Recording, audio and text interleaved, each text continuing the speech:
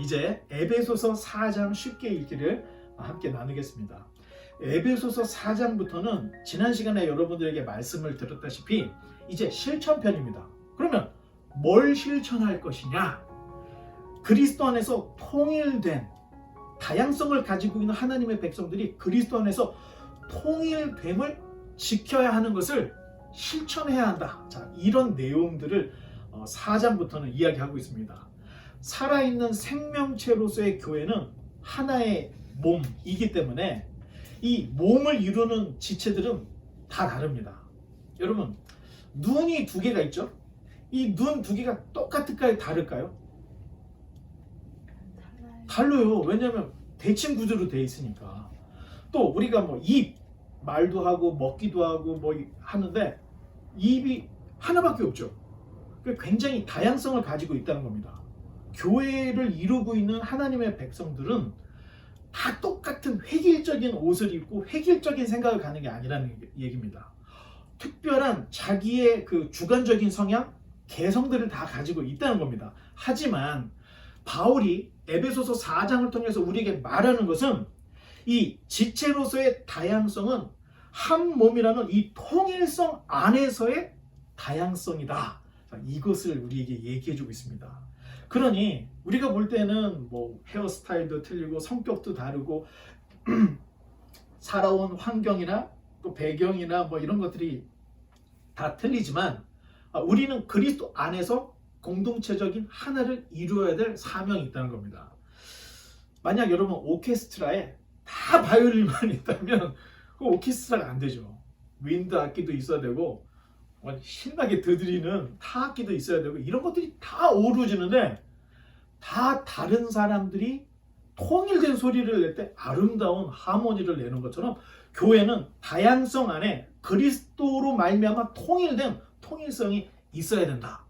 이것은 그냥 되는 것이 아니라는 것입니다. 훈련이 되어 있어야 되는데 다양성이 너무 강해지면 교회가 싸움이 나고 내분이 나고 깨져버리고 너무 통일성을 갖게 되면은 교회가 발전을 못하게 됩니다. 자, 그래서 이 다양성과 통일성의 균형을 잡아서 함께 지어져 가는 이런 모습들이 우리에게 필요하다. 자, 이제 1절로 3절의 말씀을 이렇게 우리 돌아가면서 또 하나님의 말씀을 읽겠습니다. 그러므로 주 안에서 갇힌 내가 너희를 권하노니 너희가 부르심을 받는 일에 합당하게 행하여 모든 겸손과 온유를 하고 오래 참음으로 사랑 가운데서 서로 용납하고 평안을 매는 줄로 성령이 하나 되게 하신 것을 힘써 지키라. 아멘. 감사합니다. 조금 천천히 읽으셔도 됩니다, 여러분. 왜냐하면 우리가 예상하던 거하고 성경의 흐름이 좀 틀릴 때가 있어요. 그래서 읽다 보면 이게 좀 우리가 조금 이렇게 주춤주춤 할 때가 있어요. 근데 그걸 천천히 읽으면 우리가 잘 읽을 수 있습니다. 아마 분명히 지금 1절로 3절을 읽고 나서 정확하게 내용이 어떤 내용인지 이해가 안 됐을 확률이 굉장히 높습니다. 어렵기 때문에. 어떻게 생각하면 굉장히 압축을 해서 바울이 편지를 썼기 때문에 한 번 읽어서 다 이해를 한다? 저는 그건 있을 수 없다고 생각합니다. 예수 그리스도를 믿을 때 우리는 성령 안에서 한 성령 안에서 이미 하나가 된 것입니다. 그러나 그것을 유지하고 지키는 것은 앞으로 우리가 해 나가야 할 몫이다. 우리가 꼭 기억을 해야 합니다. 사도 바울은 교회의 다양성과 통일성을 지키기 위해서 여러 가지 얘기했죠. 겸손, 온유. 겸손은 아시죠, 여러분? 교만하지 않은 거. 온유가 뭔지 아십니까, 여러분? 이 단어 파악이 안 되면 무슨 말인가 하는데 정확하게 이해를 못합니다. 온유라는 말은 연약한 사람이 연약한 모습을 보이는 이런 모습이 아니라 굉장히 강한 헐크 같은 사람이 그 연약한 꽃 한 송이를 이렇게 좀 보호하려고 하고 좀 이렇게 불쌍히 여기고 좀 이렇게 따뜻하게 해주려고 하는 이런 모습을 온유라고 하는 겁니다. 힘 있는 자가 힘 약한 자를 배려해 주는 거, 이것을 온유라고 합니다. 또 오래 참아주고, 서로에게 오래 참아주고 용납한다. 용납한다가 무슨 뜻일까? 다시 여러분께 말씀을 드리면 용서하라는 얘기입니다. 살다 보면 우리가 말에 실수가 없을 수 없잖아요. 그래서 뭐 좋은 얘기인데 좋은 얘기로 얘기를 했지만 상대방이 속상할 수 있습니다. 이럴 때 용납, 서로 용서하는 것이 필요하다는 것입니다. 자, 사랑 없이 과연 겸손, 온유, 오래 참음, 용서 이런 게 가능할까요, 여러분? 아니라고 생각하는데 돈으로 보상을 한다면 여러분 어느 정도까지는 우리가 흉내는 낼 수 있습니다. 근데 그렇게 겸손, 온유, 오래 참아주고 뭐 서로 용서해주는 걸 돈이라는 어떤 보상을 생각하면서 할 때는 정신 승리가 있어야 되겠죠. 내가 이거를 참으면 돈을 받는다. 내가 참아야지. 내가 용서해줘야지. 이런 마음들을 갖게 되는데 이게 진정한 용서, 진정한 겸손, 온유가 될 수는 없습니다. 가장 쉬운 것은 교회 안에서 지적질. 너 이거 하지 마. 너 왜 이거 해? 이렇게 하는 거. 그리고 아예 딱 법을 만들어 놓고 상보를 준다. 그러면 어느 정도 이런 모습들이 만들어질 수는 있습니다. 그런데 그런 모습은 진정한 교회의 모습이 아니라는 것입니다. 지적질과 상보는 눈에 보이는 효과가 있을 수는 있습니다. 그런데 그러한 흉내는 자기 마음을 다스려야 될 상처들이 남는다는 겁니다. 그러니까 사랑 없이는 유지가 될 수 없고 지켜지지 않는다는 겁니다. 사랑하면 겸손하고 온유하고 오래 참고 또 용서가 굴욕적으로 느껴지지 않고 오히려 진정한 행복 그리고 진정한 기쁨을 갖게 된다는 것입니다. 그래서 예수님도 그렇게 얘기를 했던 것이고 바울도 말을 할 때마다 사랑 안에서 너희를 선택했다. 너희가 사랑 안에서 겸손하고 온유하고 오래 참고 용서하라. 사랑이라는 말을 계속 넣는다는 겁니다. 그래서 그런지 기독교를 사랑의 종교라고도 이야기를 하는데 여러분 생각을 바꿔서 만약 주님께서 보상을 기대하시고 십자가에 달렸다면 여러분 어떻게 되겠습니까? 아마 그거는 생각하지도 하고 싶지도 않은 이 끔찍한 일들이 벌어질 것이다. 주님께서 우리에게 주시는 사랑은 조건이 없다는 것입니다. 그래서 하나님이 우리를 선택하실 때는 너 이거 하면 내가 선택해 줄게. 조건을 달지 않은 무조건적인 하나님의 선택. 그래서 기프트, 그 다음에 그레이스 이런 말들이 나오는 이유가 하나님이 우리를 사랑해서 자발적으로 기쁨으로 우리를 선택해 주셨다. 자, 이런 의미에서 성경은 사랑이라는 말을 계속해서 하고 있는 것입니다. 하나님의 그 크신 사랑, 그 다음에 우리를 위해서 죽으신 그리스도의 희생, 우리로 하여금 예수님을 믿고 하나님의 자녀가 되게 하는 이런 확증, 여기에는 어떠한 보상이 요구되지, 어떠한 요구사항이 없는 무조건적인 사랑의 은혜다. 우리가 이렇게 생각을 하면 기독교에서 이야기하는 이 큰 사랑이 얼마나 큰지 우리는 알 수가 있습니다. 주님께서도 야, 너희가 공짜로 받았잖아. 그러니까 너희도 공짜로 사랑을 베풀어. 이런 이야기가 있습니다. 서로 정말로 공짜로 무엇인가를 보상을 바라지 않고 겸손, 온유, 오래 참음, 용서를 하는 사람들만 모여있다. 그런 사람들만 모여있다 할 때는 정말로 교회는 이 세상에서 부러움의 대상이고 세상이 교회를 동경할 수밖에 없다는 겁니다. 그런데 이런 모습을 갖추지 못하기 때문에 사회에서 자꾸 교회를 이기적이다 이렇게 몰아붙이고 있는데 지금이라도 우리는 빨리 사랑을 회복을 해야 한다. 자, 이런 마음을 갖습니다. 이제 4절로 6절의 말씀을 읽어주시기 바랍니다. 몸이 하나여 성령도 한 분이시니 이와 같이 너희가 부르심의 한 소망 안에서 부르심을 받았느니라. 주도 한 분이시여 믿음도 하나여 세례도 하나여 하나님도 한 분이시니 곧 만유의 아버지시라. 만유 위에 계시고 만유를 통일하시고 만유 가운데 계시도다. 아멘. 자, 우리 모두는 각자의 개성과 다양성을 가질 수밖에 없습니다. 그렇죠? 내가 네가 아니고 네가 내가 아닌 이상 다 다양성과 개성을 가질 수밖에 없다는 얘기입니다.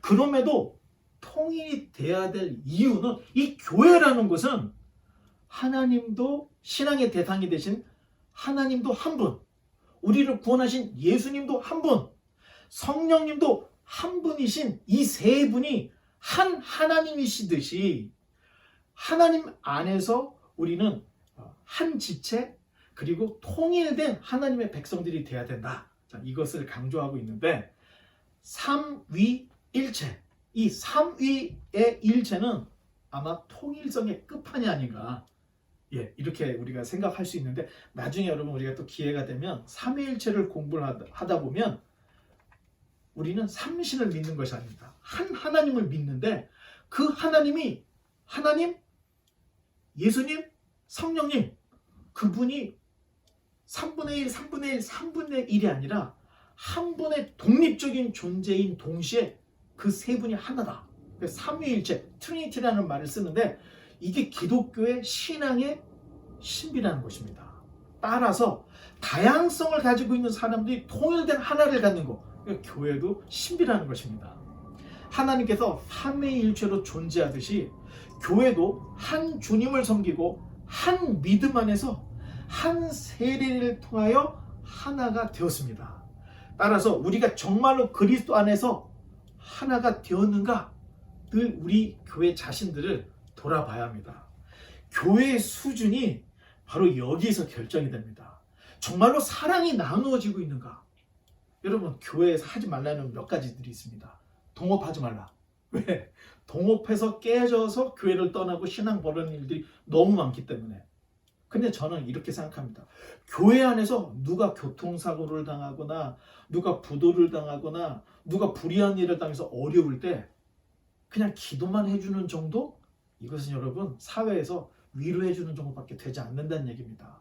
저는 정말로 지금 바울이 이야기하고 있는 진정한 교회라는 것은, 초대교회가 어땠죠?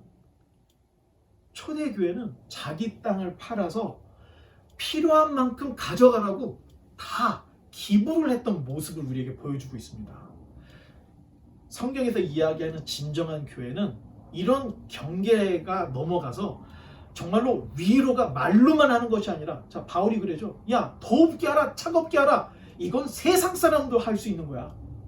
내가 가지고 있는 10개 중에 하나를 떼서 형제에게 주는 거. 자, 이러한 모습들이 우리에게 있어야 한다는 겁니다.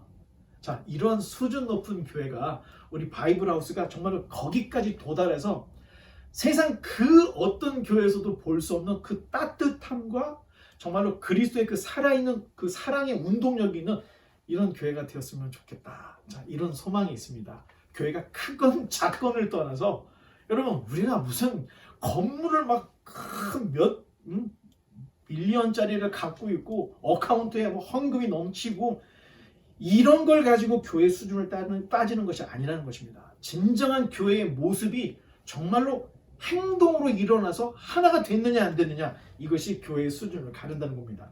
다음으로 좀 깁니다. 7절부터 16절까지 천천히 읽어주시기 바랍니다. 우리 각 사람들에게 그리스도의 선물을 분량대로 은혜를 주셨나니, 그러므로 이르기를 그가 위로 올라가실 때 사로잡혔던 자들을 사로잡으시고 그 사람들에게 선물을 주셨다 하였도다. 올라가셨다 하였은즉 땅 아래 낮은 곳으로 내리셨던 것이 아니면 무엇이냐? 내리셨던 그가 곧 모든 하늘 위에 오르신 자니 이는 만물을 충만하게 하려 하심이라. 그가 어떤 사람은 사도로, 어떤 사람은 선지자로, 어떤 사람은 복음을 전하는 자로, 어떤 사람은 목사와 교사로 삼으셨으니 이는 성도를 온전하게 하여 봉사의 일을 하게 하며 그리스도의 몸을 세우려 하심이라. 우리가 다 하나님의 아들을 믿는 것과 아는 일에 하나가 되어 온전한 사람을 이루어 그리스도의 장성한 분량이 충만한 때까지 이르리니, 이는 우리가 이제부터 어린아이가 되지 아니하여 사람의 속임수와 간사한 유혹에 빠져 온갖 교훈의 풍조에 밀려 요동하지 않게 하려 함이라. 오직 사랑 안에서 참된 것을 하여 범사에 그에게까지 자랄지라. 그는 머리니 곧 그리스도라. 그에게서 온 몸이 각 마디를 통하여 도움을 받음으로 연결되고 결합되어 각 지체의 분량대로 역사하여 그 몸을 자라게 하며 사랑 안에서 스스로 세우느니라. 아멘. 긴 본문을 차근차근 잘 읽어주셨습니다. 이 다양한 속의 통일성을 위해서 바울은 좀 더 어려운 이제 신학적인 접근을 하는데 시편을 인용을 하고 있습니다. 그런데 바울이 인용한 이 시편은 시편 68편으로 전쟁에서 승리하신 여호와께서 거룩한 산으로 개선 행진하신다라고 하는 이런 노래를 담고 있는 시편입니다. 바울은 이 개선 행진을 하는 하나님의 모습을 에베소서 4장에서 부활 승천하신 예수님의 이 승리하신 하나님 상으로 이렇게 묘사를 하고 있습니다. 예수님께서 사람으로 오신 것은 내려가신 것, 그리고 예수님이 올라가셨다 하는 것은 승리하셔서 부활 승천하셔서 하나님 우편에 앉아 계신 모습, 우리가 신학적인 용어로는 비하, 하나님이 이 땅에 오신 거, 그리고 승천은 승귀, 이렇게 좀 어렵게 얘기를 하는데 바울이 이런 것들을 동원해서 이야기합니다. 그러니 승리하셔서 온 우주를 지배하시는 주님께서는 교회의 지체들에게 각 사람의 분량에 맞는 하나님의 은사, 하나님의 은혜의 선물들을 나누어 주실 수 있다는 진술을 하고 있는 것입니다. 뿐만 아니라 주님께서 어떤 사람은 사도로, 어떤 사람은 선지자, 복음 전하는 자, 또 목사와 교사로 세우셔서 성도를 온전하게 하며, 온전이라는 말은 적합하게 한다는 뜻입니다. 그러니까 교회를 처음 나온 사람은 하나님 앞에서도 적합하지 않고 교회에서도 적합하지 않습니다. 교육을 통해서 사도, 선지자, 복음 전하는 자, 목사, 교사들을 통해서 성도를 하나님 사람으로 적합하게, 온전하게 하며 봉사하게 하고 섬겨서 교회의 몸을 세우게 하셨다. 자, 이런 이야기를 하고 있습니다. 교회에서의 직분은 직함, 어떤 그 직책의 이름이 아니라는 것을 알아야 합니다. 성도를 가르치고 성도를 섬기라고 주신 어떤 봉사의 어떤 그 섬김의 의미가 더 강한 것이 바로 이 교회 안에서의 직분들인데, 오늘날 각 교회의 직분에 대한 헌법들을 살펴보면 여러분, 한국 교회, 그러니까 미국에 있는 한국 교회든 한국에 있는 한국 교회든 기본적으로 집사, 권사, 장로에 반드시 해야 될 리콰이어리 있습니다. 근데 거기에 제가 여태까지 장로 교단 거, 그 다음에 감리 교단 거 몇 개를 봤을 때 대략 이렇습니다. 교회에서 하는 공적인 예배는 다 참석. 자, 새벽 예배 다 나와야 되고, 수요 예배가 있다면 수요 예배, 금요 예배가 있다면 금요 예배 다 나와야 됩니다. 그리고 11조를 한 번도 빠지면 안 되고, 주일 헌금, 주정 헌금, 감사 헌금이 다 들어와야 됩니다. 이렇게 통계된 사람만이 직분을 받을 수 있는 이 기본적인 이 뭐랄까요, 논의 대상이 되는데, 거의가 지금 미국에 있는 한인교회, 미국에 있는 한인교회의 이 직분 대상을 고려할 때는 이 리콰이어에 도달하는 사람이 거의 없습니다. 거의 없습니다. 그럼에도 불구하고 직분을 주는 것은 그 사람이 시험을 받을까 봐서 주는 일들이 굉장히 비일비재하고, 지금은 못해도 이 직분을 받으면 집사같이 변하겠지, 직분을 받으면 권사같이 받겠지, 변하겠지, 장로 직분을 받으면 장로처럼 변하겠지, 굉장히 무책임하죠. 그러니 훈련되지 못한 교회 재직들이 교회를 교회다운 교회로 이끌지를 못하고 동호회, 클럽 같은 이런 모임, 사적인 모임 같은 모임으로 자꾸 잘못 인도를 한다는 것입니다. 무분별한 직분 남발이 어찌 보면 교회의 세속화를 부추기고 있다. 자, 이렇게 볼 수 있는데, 여러분, 우리가 꼭 집사라고 이름 해야 되겠습니까? 권사라고 이름을 해야 되겠습니까? 주변에 있는 교회 가보면은 3분의 2, 5분의 4가 다 집사, 권사, 장로입니다. 성도가 없어. 여러분, 이게 분명히 우리가 한번 생각을 해보고 짚고 넘어가야 될 부분들이라는 겁니다. 자, 이제 17절로 24절의 말씀을 또 한번 읽어보겠습니다. With the Lord's authority I say this, live no longer as the Gentiles do, for they are hopelessly confused. Their minds are full of darkness. They wander far from the life God gives, because they have closed their minds and hardened their hearts against Him. They have no sense of shame.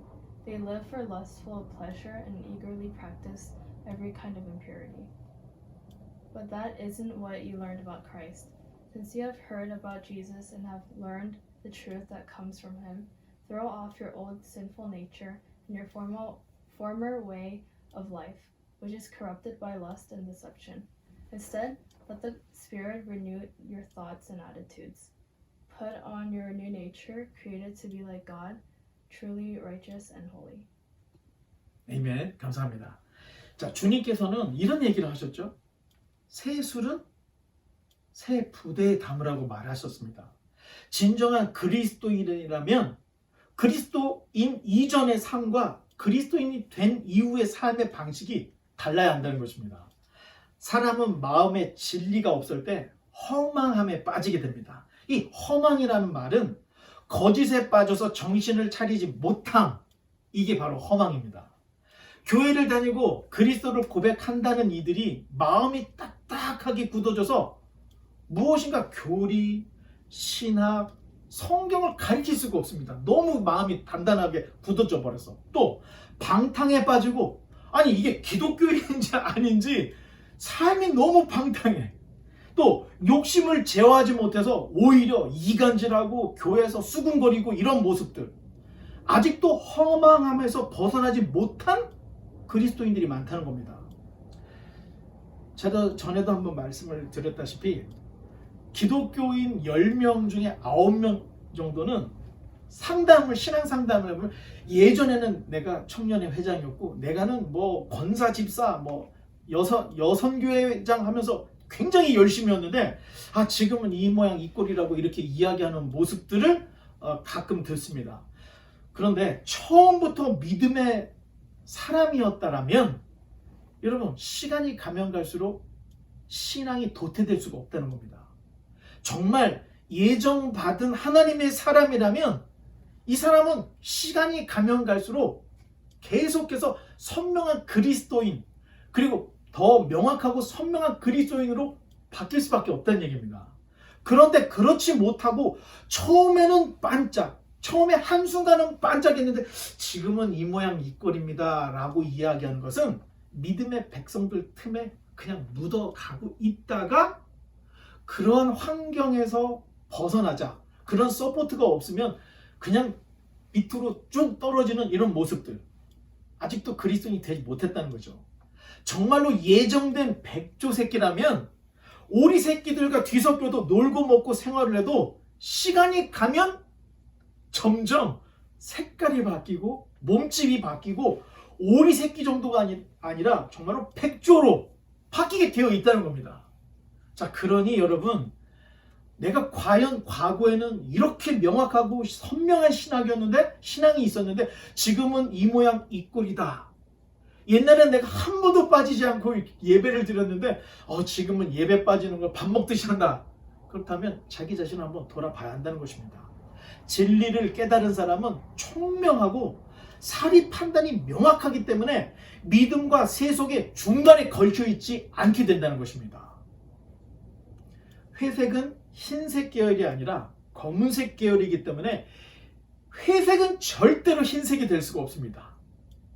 그걸 알기 때문에 하나님과 세상 사이에 머뭇거리지 않게 된다는 것입니다. 그런데 분별을 못한다는 것은 하나님의 진리가 없기 때문에 허망한 삶을 살고 있다.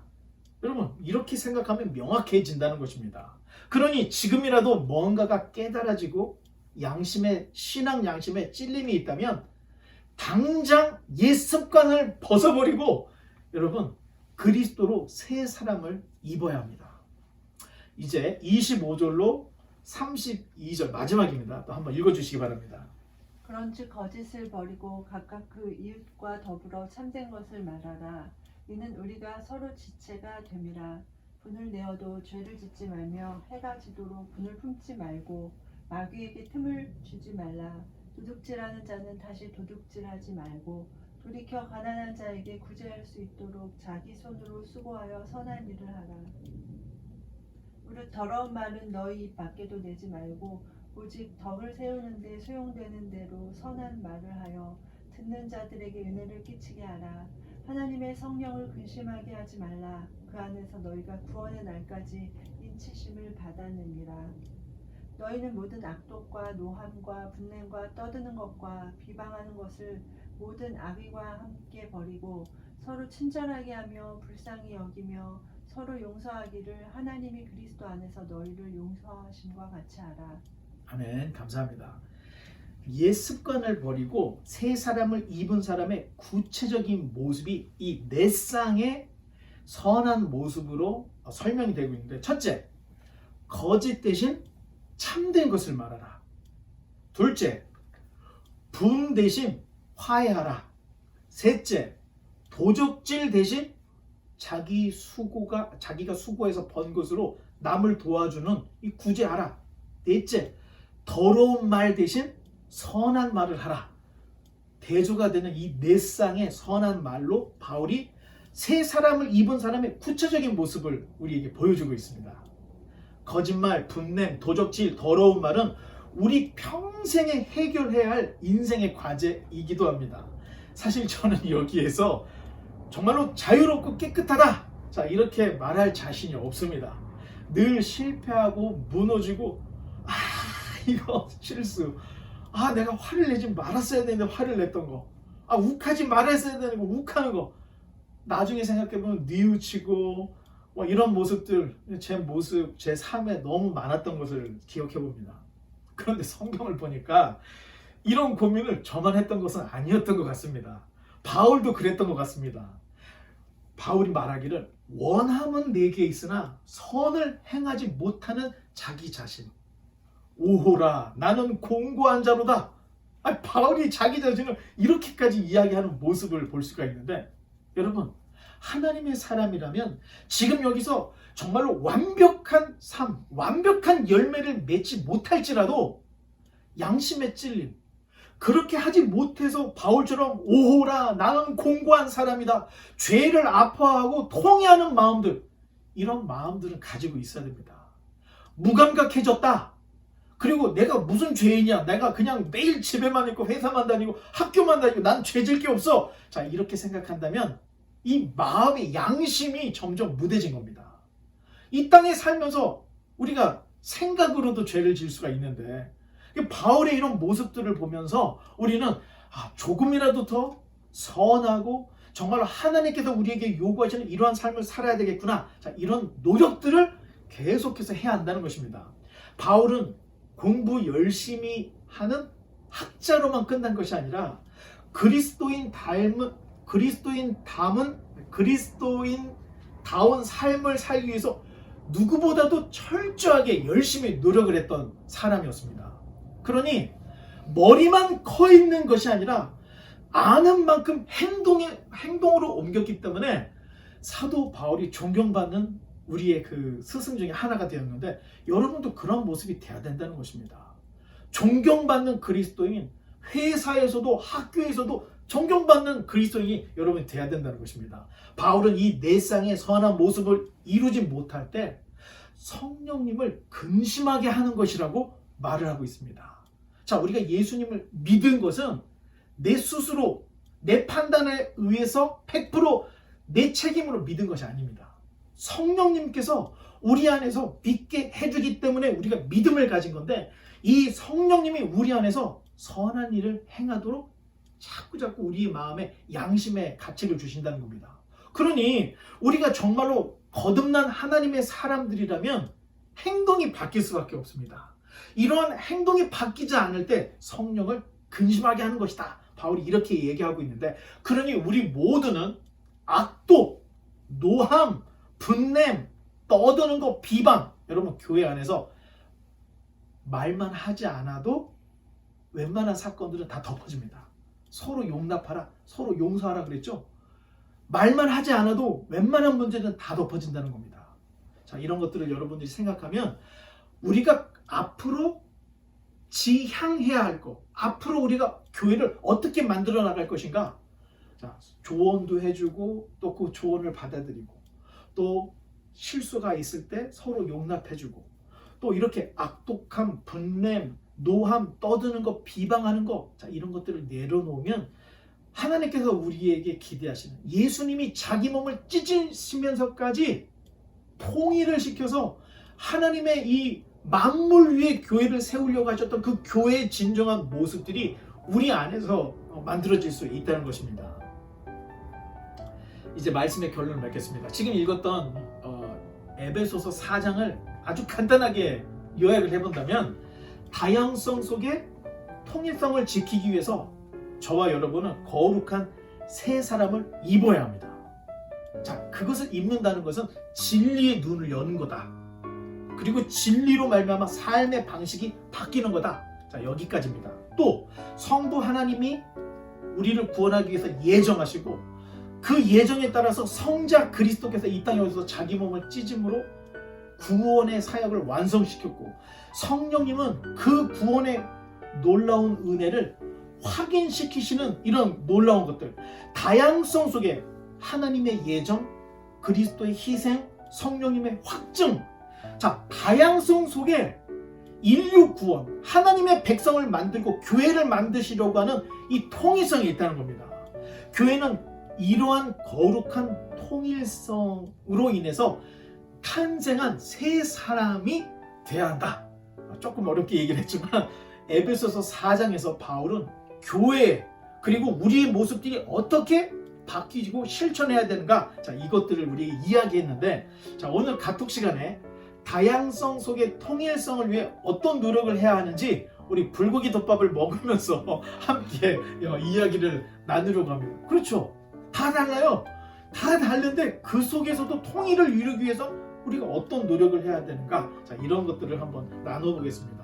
우리는 하나님의 밥상 공동체, 한 솥밥, 한 떡을 먹은 공동체로서 다양성 속의 통일성을 지켜야 하고 거룩한 연합을 이루는 교회가 되어야 합니다. 우리 모두가 옛사람을 다 벗어버리고 새 사람을 입기를 주님의 이름으로 정말로 간절히 주님의 이름으로 축원합니다. 기도하겠습니다.